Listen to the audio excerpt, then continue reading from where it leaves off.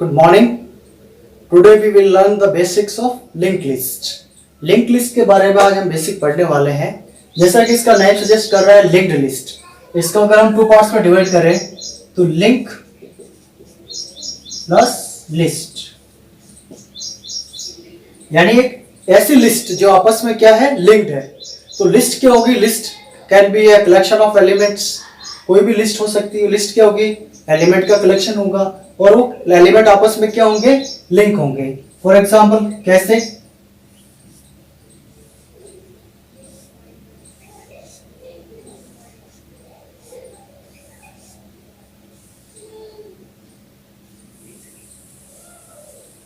इस तरह से होंगे. तो ये क्या हुआ? ये आपके सेपरेट सेपरेट ऑब्जेक्ट्स होंगे, एलिमेंट्स है, सेपरेट सेपरेट एलिमेंट्स है जो आपस में लिंक है. ओके. और लिंक किस वे में है? आपका लीनियर वे में है. तो that is why link list is जो लिस्ट बनी है वो लीनियर वे में एलिमेंट स्टोर कर रही है. That is why link list is also called a linear data structure. Okay. Number 2, जो ये सेपरेट सेपरेट ऑब्जेक्ट्स हैं इनको हम और क्या कह सकते हैं? नोड. तो ये है node A, node B, node C. Means linked list is a collection of nodes. Okay, and each node is divided into two parts. Her node को हम दो पार्ट में डिवाइड करेंगे. First part is your data part, data, and next is और address part. Why address? Because अगर हमारा ये node A है और ये B है और हम क्या कर रहे हैं, इसको लिंक कर रहे हैं, तो यहाँ पे क्या यूज होगा? हमारा पॉइंटर यूज होगा. पॉइंटर क्या करेगा? पॉइंटर इस नेक्स्ट नोड के एड्रेस को यहाँ होल्ड करेगा. Okay, pointer to next node.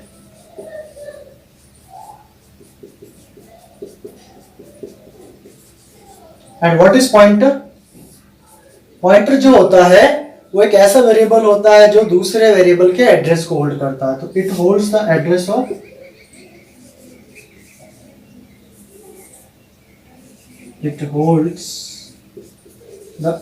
Of another variable. Okay. तो किसको होल्ड करेगा? एड्रेस को होल्ड करेगा. तो यहाँ क्या आएगा? ये एड्रेस. इस ब्लॉक में क्या आएगा? एड्रेस. फॉर एग्जांपल डेटा हमारे पास है 50. ओके. और इस नोड का एड्रेस है 100 और इस नोड का एड्रेस है 200. तो यहाँ पे क्या आएगा? ये पॉइंटर क्या करेगा? इसके एड्रेस को होल्ड करेगा. यानी यहाँ कितना आएगा? 200. ओके. और नेक्स्ट आपका आ गया मान लो 30. एंड ये हमारा लिस्ट का एंड हो रहा है. या फिर नेक्स्ट और देख लेते हैं. एक नोड और बना देते हैं और इसको भी दो पार्ट में हमने डिवाइड कर लिया. इस नोड का नाम दे दिया C और इसका एड्रेस हमने दे दिया 300. ओके. और यहाँ डेटा दे देते हैं 25. तो यहाँ क्या आएगा? ये जो ये ब्लॉक है वो क्या करेगा? सेकंड पार्ट इसका इसके एड्रेस को होल्ड करेगा. यहाँ कितना आएगा? 300. और यहाँ पे हमारी लिस्ट एंड हो चुकी है. तो लिस्ट एंड हो चुकी तो उसको हम किससे कर सकते हैं? नल पॉइंटर यूज करेंगे, या हम क्या कर सकते हैं? क्रॉस भी कर सकते हैं. ओके. तो ये हमारी लिस्ट बन गई है, लिंक्ड लिस्ट बन गई है. लिंक्ड लिस्ट क्या हुई? Is a linear data structure.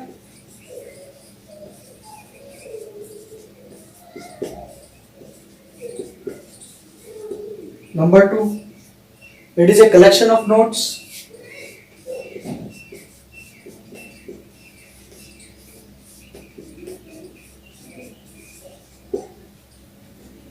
Number 3, each node is divided into two parts.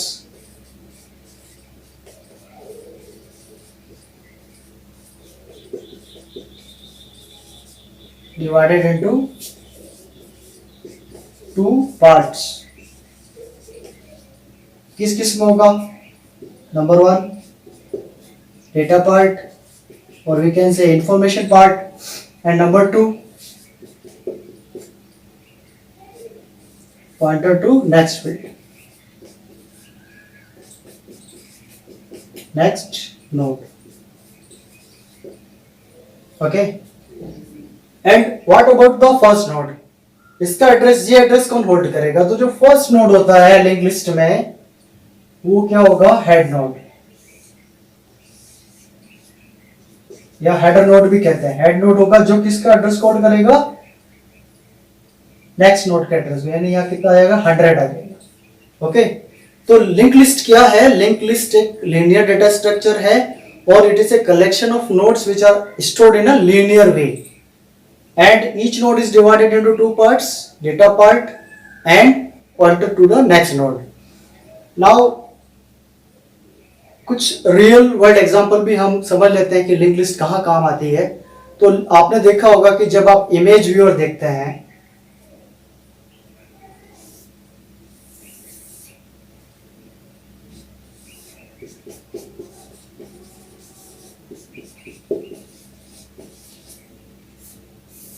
Image viewer में आप क्या देखेंगे? इमेजेस को देखेंगे तो वहां 2 बटन होते हैं, previous button and next button. तो क्या होगा कि जो प्रीवियस बटन पे जो इमेज आ रही है और नेक्स्ट बटन पे जो इमेज आ रही है, तो अगर प्रीवियस बटन पे करेंगे तो प्रीवियस इमेज आएगी और नेक्स्ट बटन पे क्लिक करेंगे तो नेक्स्ट इमेज आएगी। तो दोनों आपस में क्या होती है? लिंक्ड होती है। नंबर 2,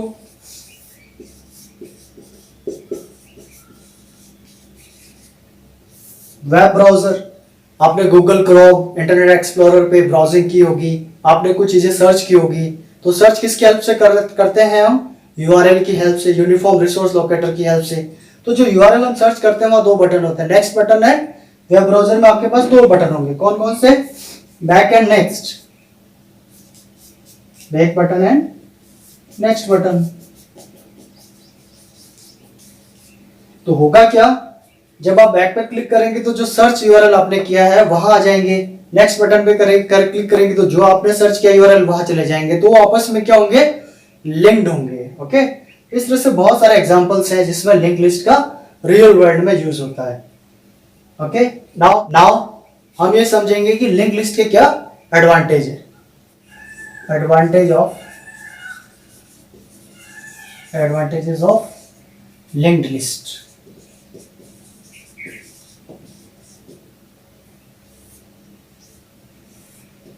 तो क्या एडवांटेज हो सकता है? पहला एडवांटेज क्या होगा? We can easily insert and delete elements.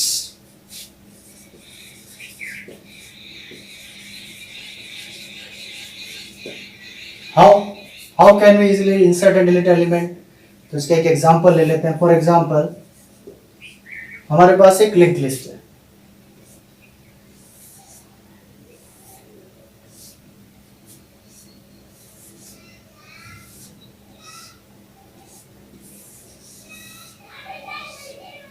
Okay, जो आपस में क्या है?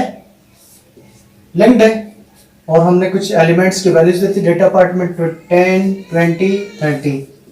ओके, और इसका एड्रेस मैंने दे दिया 100, 200 and 300। Okay, and end of the list means null, cross. यहाँ क्या आएगा? इस नेक्स्ट और नोड का नाम हमने दे दिया ए, बी और सी। हमारे पास 3 नोड है। इस पार्ट में क्या आएगा? Pointer to the next address. Pointer का point means it holds the address of the next node, means इस यहाँ क्या आएगा? 200। It holds the address of the next node 300। Okay, and यहाँ आप क्या यूज करेंगे? हेडर नोड, और ये आपके पास आएगा 100। नाउ हमें नया कोई एलिमेंट इंसर्ट करना है। फॉर एग्जांपल, हमें नया एलिमेंट, नई वैल्यू इंसर्ट करनी है, न्यू वैल्यू 40। और कहाँ पे करनी है? इन दोनों एलिमेंट के मिडिल में करनी है। तो कैसे कर सकते हैं? हमें कुछ भी नहीं करना है। हमें क्या करना है? ये हमारा फर्स्ट नोड है 10, 200 इसकी वैल्यू, नेक्स्ट नोड की वैल्यू है एड्रेस की। तो हम क्या करेंगे कि यहाँ पे एक नया नोड क्रिएट कर देंगे। ओके, और इसकी वैल्यू कितनी है आपके पास? 40। और क्या करेंगे, और ये आपके पास कितना है 20। यहाँ का जो पॉइंटर है हम इसको यूज करेंगे और यहाँ का पॉइंटर हम कहाँ यूज करेंगे, यहाँ यूज करेंगे। इजीली हम यूज कर सकते हैं। और इसका एड्रेस कितना था आपके पास 100। नया जो नोड आया अगर उसका वैल्यू दे दिया मैंने 400, okay, and it is 200 and 300।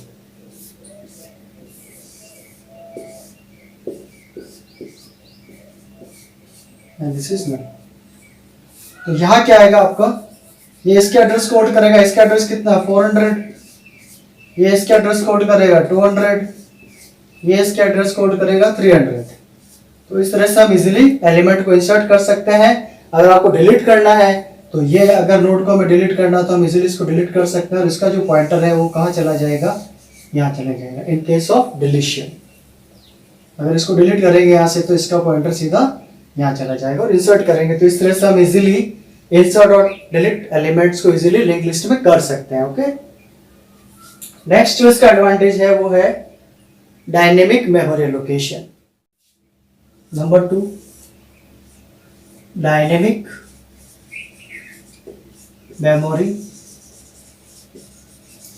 Allocation. Okay, तो डायनेमिक मेमोरी एलोकेशन से समझने से पहले हमें ये समझना पड़ेगा स्टैटिक मेमोरी एलोकेशन क्या होता है। तो हम समझ लेते हैं। यहाँ पे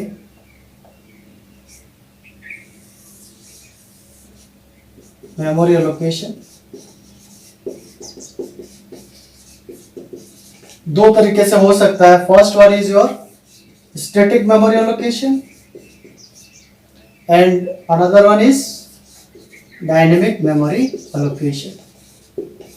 ओके, स्टैटिक का क्या मीनिंग होगा? स्टैटिक मेमोरी एलोकेशन का मीनिंग होगा कि मेमोरी इज फिक्स्ड।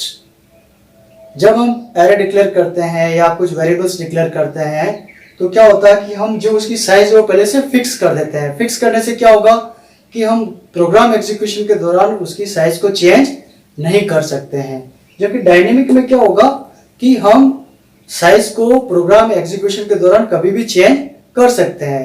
यानी स्टैटिक का मीनिंग क्या होगा? स्टैटिक का मीनिंग ये हो गया कि हमें प्रोग्राम एग्जीक्यूशन से पहले ही वेरिएबल की साइज को डिक्लेयर करना होगा। और डायनेमिक में क्या होगा, रन टाइम में भी हम वेरिएबल की साइज को घटा या बढ़ा सकते हैं। तो स्टैटिक में क्या होगा? स्टैटिक में क्या हो गया, फिक्स साइज। ओके, हम साइज को कभी भी बदल नहीं सकते हैं। We can not change the size once it is declared.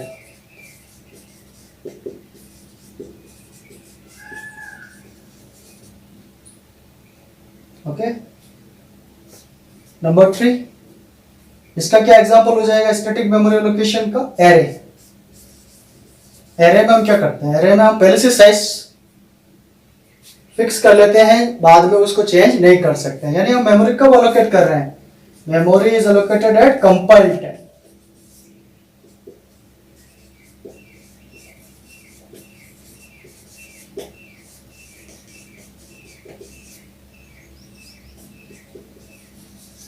Compile time का मतलब क्या हो गया कि प्रोग्राम एग्जीक्यूशन से पहले ही हमें मेमोरी अलोकेट करनी होगी।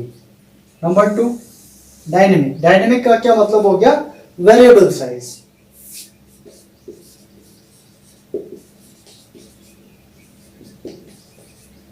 And what is the meaning of variable size? कि हम प्रोग्राम एग्जीक्यूशन के दौरान कभी भी उस साइज को बढ़ा सकते हैं और कम कर सकते हैं। ओके, तो we can change the size.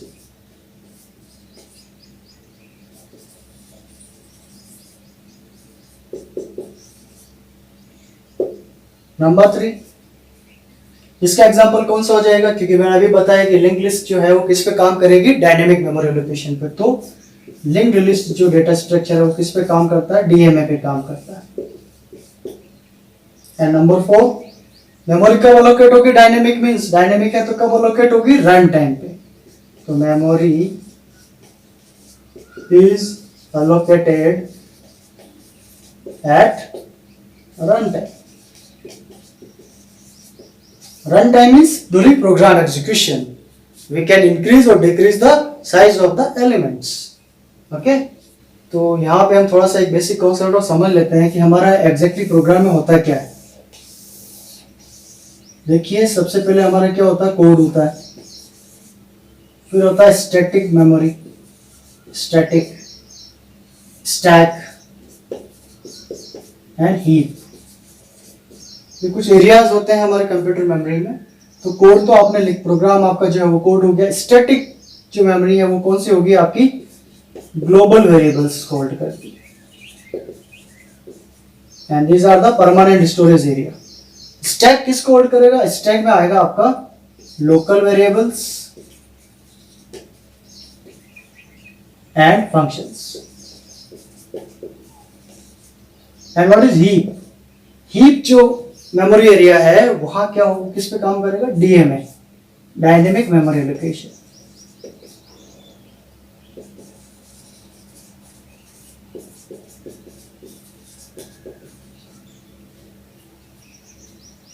Okay, तो डायनेमिक मेमोरी एलोकेशंस को परफॉर्म करने के लिए कुछ फंक्शंस रेस्पॉन्सिबल है, कुछ लाइब्रेरी फंक्शंस रेस्पॉन्सिबल है। तो कौन कौन से फंक्शंस हैं, चलिए उसके बारे में डिस्कस कर लेते हैं। Library functions for dynamic memory allocation.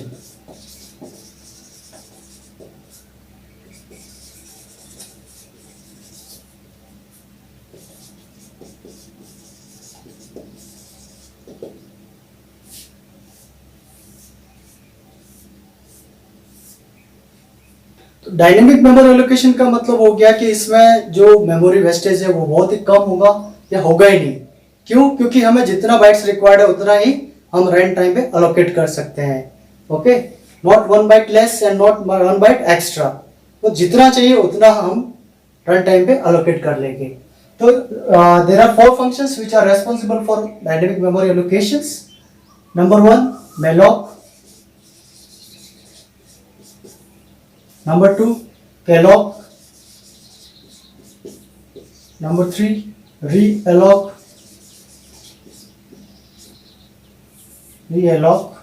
and number 4 free. There are 4 functions which are responsible for dynamic memory allocations. Okay, and all these functions are available in header file, which is hash include stdlib.h. Okay, what is this? Standard library header file.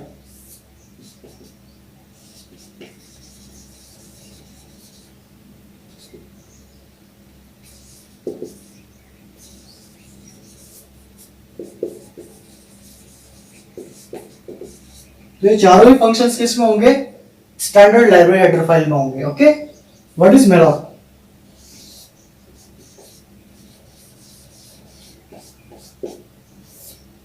जो malloc है इसकी full form क्या होगी, malloc, M means memory allocation,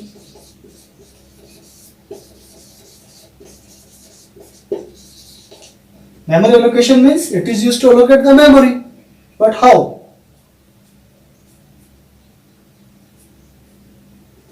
How much memory is allocate? कितनी memory allocate करता है, तो it allocate single block of memory.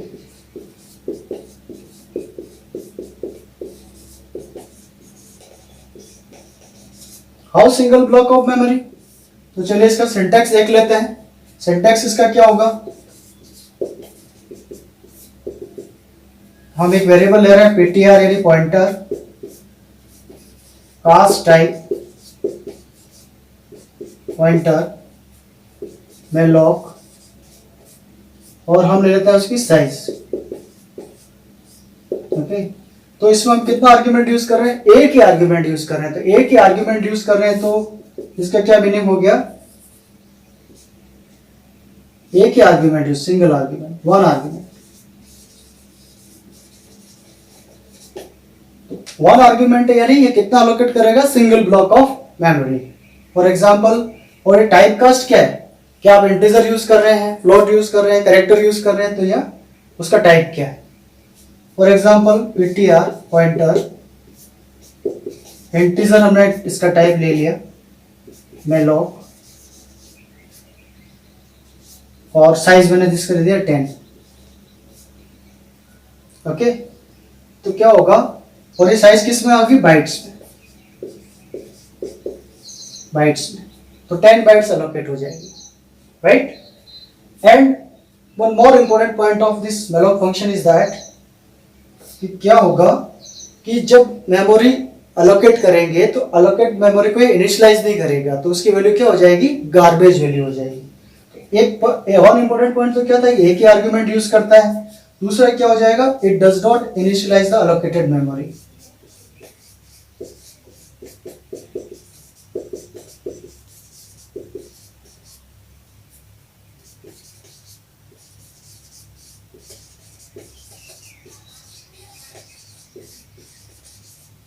तो जब इनिशियलाइज ही नहीं करेगा तो उसको क्या मिलेगा, क्या होगी उसकी गार्बेज वैल्यू।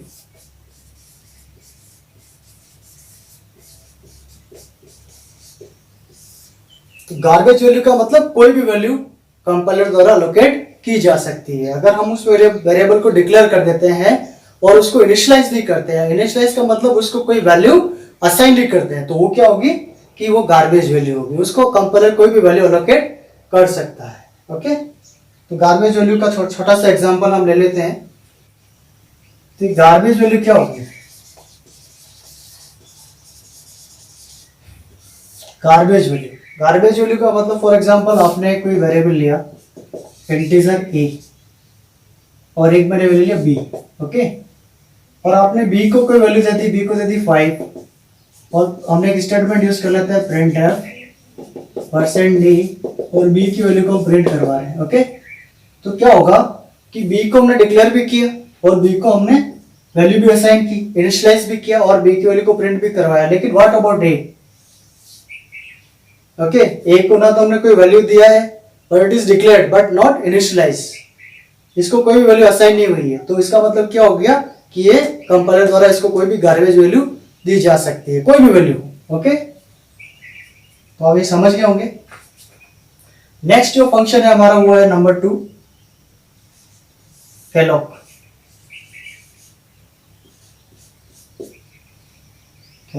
ओके, तो कैलॉक की क्या फुल फॉर्म होगी, कंटिग्यूअस allocation। and what is the meaning of contiguous allocation? contiguous allocation का क्या मीनिंग होगा कि जो एलिमेंट्स है वो आपके इस तरह से विदाउट एनी गैप अलोकेट हो जाएंगे, कंटिग्यूअस। एंड नॉन कंटिग्यूअस में क्या होगा, कोई ना कोई बीच में एक गैप हो जाएगा। जैसे फॉर एग्जांपल ये आपने लिया, यहाँ आपने एलोकेट किया एलिमेंट्स, यहाँ पे अपने एलिमेंट को नहीं दिया, फिर यहाँ लिया, फिर यहाँ पे कोई भी एलिमेंट नहीं दिया, इस तरह से। जैसे आपने कोई वैल्यू दी 6 8 1 5 2 3, यहाँ पे 5 7 9, ये क्या हो जाएगा, non कंटिग्यूअस।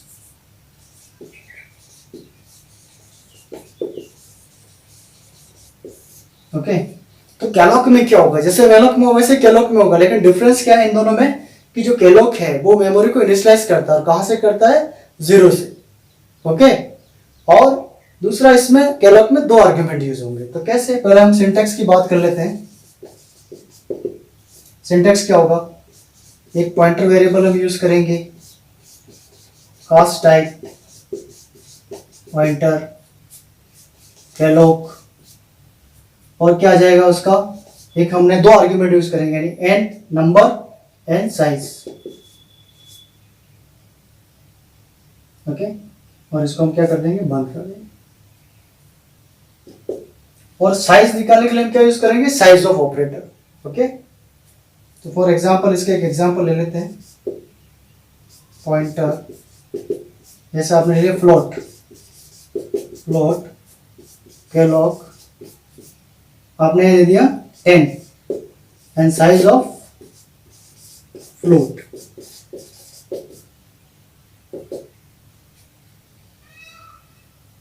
Okay, size of float, तो यहाँ एक और बंद हो जाएगा, डबल ब्रैकेट है इसका और इसका यही क्लोज करेंगे ना। ओके, 40 बाइट्स रिटर्न करेगा। ओके, तो क्या हुआ केलॉग में, क्या मेलॉक और केलॉग में क्या डिफरेंस हुआ कि भाई केलॉग जो है वो 2 आर्ग्यूमेंट्स लेगा,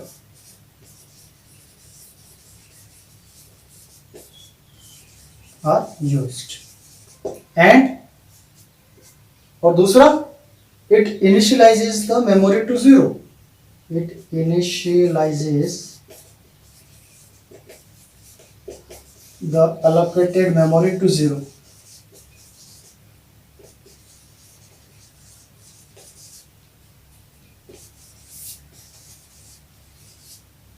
ओके, तो मेलोक और केलॉग में बेसिक डिफरेंस क्यों है? मेलोक में एक ही आर्ग्यूमेंट यूज होगा और मेलोक है जो मेमोरी को इनिशियलाइज नहीं करता, जबकि केलॉग जो है उसमें 2 आर्ग्यूमेंट यूज होंगे और वो मेमोरी को जो है वो 0 से इनिशियलाइज करता है, राइट।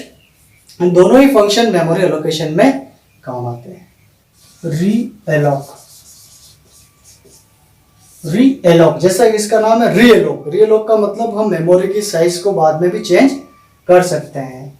ओके, तो this function is used to change the memory size.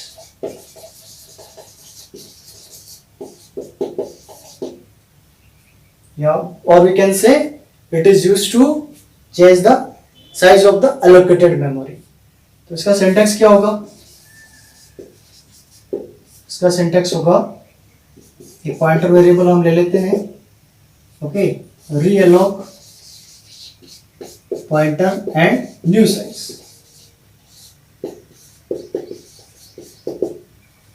जो भी नया साइज हमें डिफाइन करना है, जो भी नया साइज हमें उस एलिमेंट का देना, वो यहाँ हम डिक्लेयर कर सकते हैं। नेक्स्ट, फ्री, जैसा कि इसका नाम है फ्री, तो ये जो मेमोरी एलोकेट हुई उसको रिलीज करने का काम करता है। जो मेलॉक और केलॉग से हमने जो मेमोरी एलोकेट की है उस मेमोरी को हमें रिलीज करना है, फ्री करना है, तो कौन सा फंक्शन यूज करेंगे? Free function. It is used to release the allocated memory.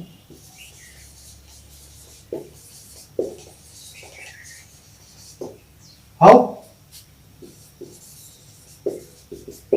क्योंकि आपका जो हमारा जो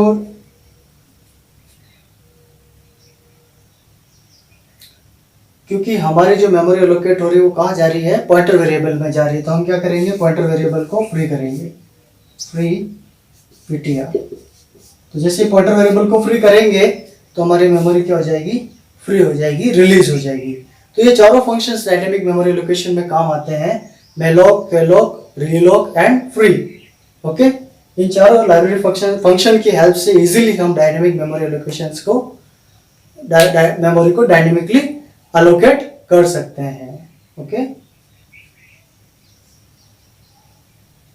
तो ये चारों फंक्शन हमारे इसमें यूज हो रहे हैं, मेलॉक, केलॉग, रीअलोक एंड फ्री। इन चारों फंक्शन की मदद से हम इजीली डायनेमिकली मेमोरी को एलोकेट कर सकते हैं, और डायनेमिक मेमोरी एलोकेशन के लिए हमारा हीप एरिया यूज होता है। तो आई होप कि आपको ये आज के कॉन्सेप्ट समझ में आया होगा कि लिंक लिस्ट क्या है, लिंक लिस्ट को हम कैसे यूज करते हैं, इसके एडवांटेज क्या है, डिसएडवांटेज का हम नेक्स्ट वीडियो में बात करेंगे, और कौन कौन से लाइब्रेरी फंक्शन की हेल्प से हम मेमोरी को डायनेमिकली अलोकेट कर सकते हैं। स्टैटिक मेमोरी एलोकेशन क्या होता है ये आपने इस वीडियो में हमने समझा। ओके, तो नेक्स्ट वीडियो में हम पढ़ेंगे disadvantage, difference between array and link list and types of link list. तो मिलते हैं नेक्स्ट वीडियो में।